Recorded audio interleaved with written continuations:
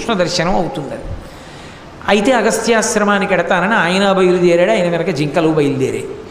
ముగ్గురు వెళ్ళారు. అగస్త్యాశ్రమంలో కృష్ణ మంత్రాన్ని ఉపదేశం పొంది జపం చేశాడు. ఆయనకి కృష్ణ సాక్షాత్కారం అయింది. కృష్ణ భగవానుడు నీకేం కావాలని అడిగాడు. ఆయన ఒక విచిత్రమైన కోరిక కోరాడు.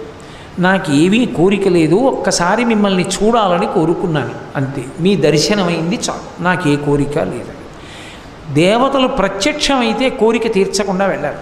కృష్ణ భగవానుడు అన్నాడు, ఇవాళ నుండి నేను కూడా నీలో ఆవేశిస్తున్నాను. నేను నిన్ను ఆవేశించడానికి ఒక కారణం ఉంది. రామావతారం ఏమిటో నీకు తెలిసేటటువంటి రోజు ఒకటి వస్తుంది. నువ్వు రాముణ్ణి నిలదీస్తావు.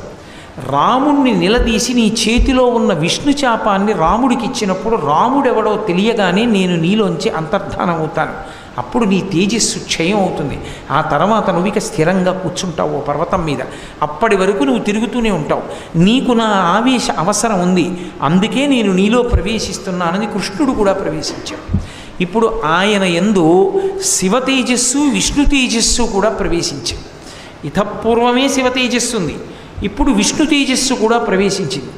ఈ రెండు తేజస్సులతో కూడినటువంటి వాడై ఇంటికి వెళ్ళాడు. ఇంటికి వెళ్ళి తండ్రి అయినటువంటి జమదగ్ని మహర్షిని సేవిస్తున్నాడు. అలా కాలం గడిచిపోతోంది. అలా కాలం గడిచిపోతూ ఉండగా ఒక విశేషం జరిగింది. ఒకనాడు